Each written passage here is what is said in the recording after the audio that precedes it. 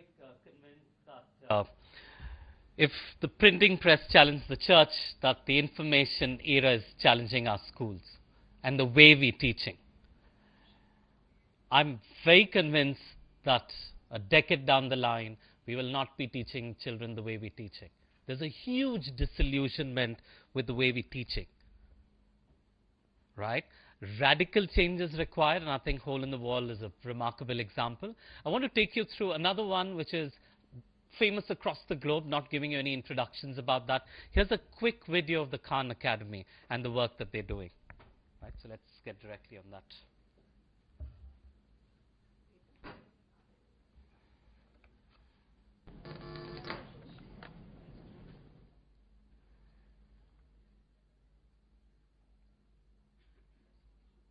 Okay, can I play it?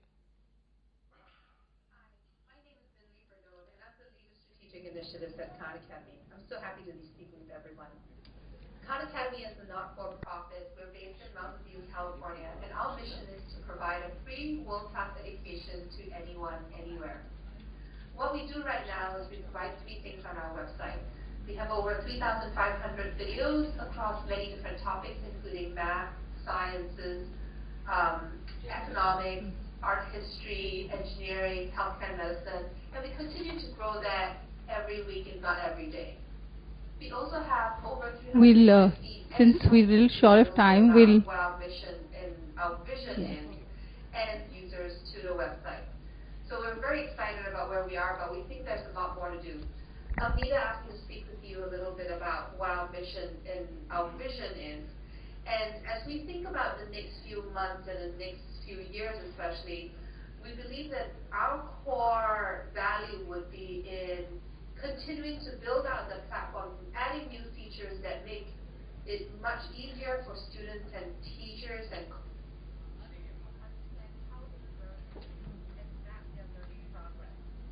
in addition, we are also looking to add a lot more functionality on the site so that students can continue to practice problems, not just in math, but also in the sciences and humanities. And so we'll continue to add more content as well.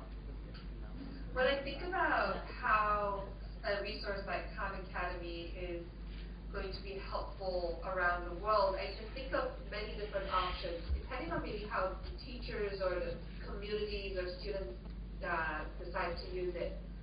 So one option is in a case where you are in a region where you do have a lack of teachers who are familiar with the topic, Khan Academy can provide a tool to provide the teaching directly to the students and have them learn online from a teacher who's taught many millions of other students around the world.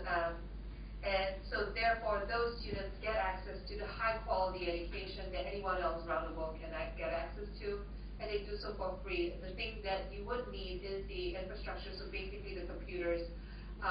Broadband is helpful. However, we've known of people who have done offline instances of Khan Academy that have worked as well.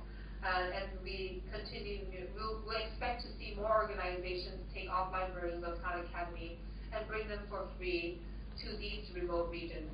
Examples include teacherclass.org, where they have brought our Khan Academy content to India, to Indonesia, to Mongolia, and they continue to spread that out.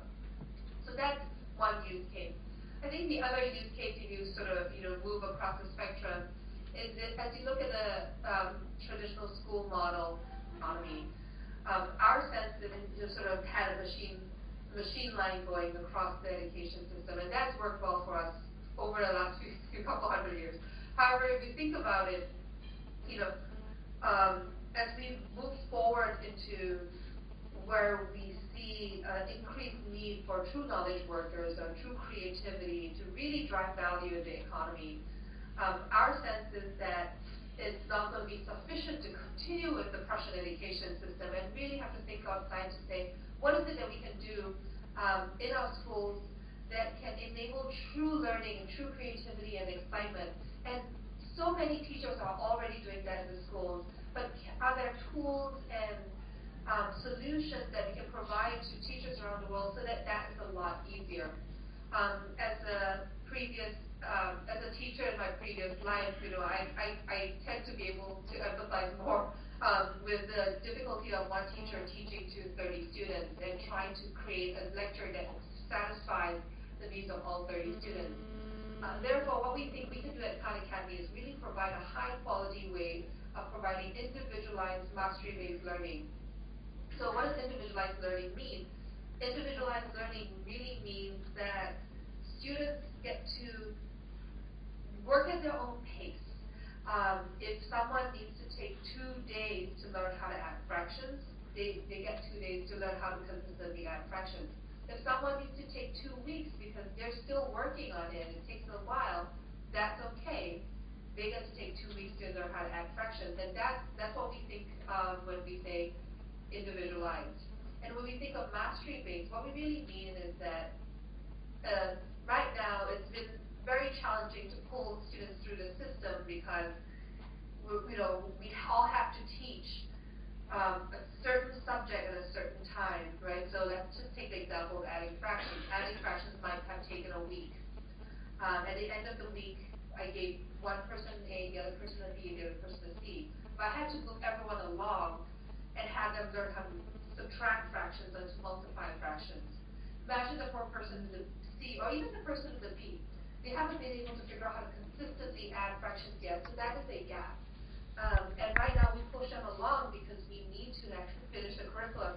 However, is there a space and time where we can say, no, we're truly going for mastery-based learning, so everyone needs to get an A. Different people are going to have to take different speeds to get an A, but we're pushing for everyone to get an A because you need to know how to add fractions in order to do subtracting of fractions or multiplying of fractions, or even going forward, algebra. You need to be able to do that consistently in order to get algebra right.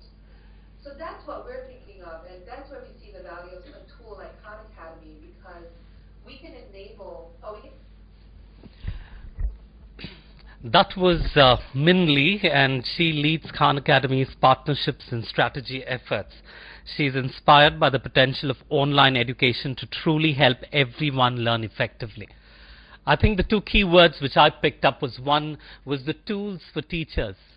I think that was a very key element that I picked up from what she was trying to tell us. And the other one was individualized learning.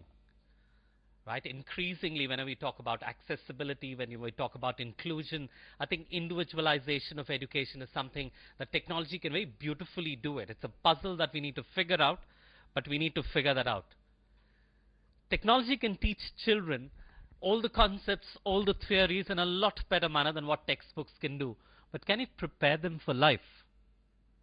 Live with that question as you have a cup of coffee now. We'll take a break and then come back after 12 to 15 minutes and continue, because we've got a couple of very interesting examples of technology in education, and then we lead into the debate for whether it's delivering the promises that it made a decade ago. So let's take a quick break and come back.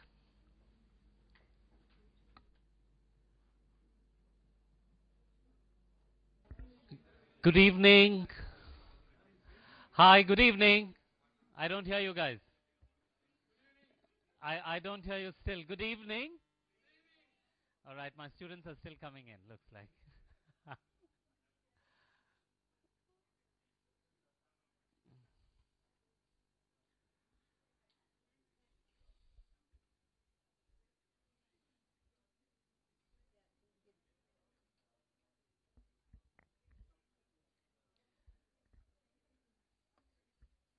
Is everyone back?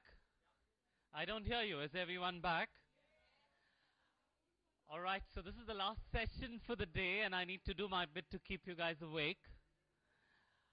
We're still grappling with the question of technology, and before we took the break, we had a peep into the hole in the wall, and then we had an insight into the Khan Academy, and I think we started off with a key question of looking at technology as two distinct areas of being implemented in a school, technology in a school and technology in a classroom.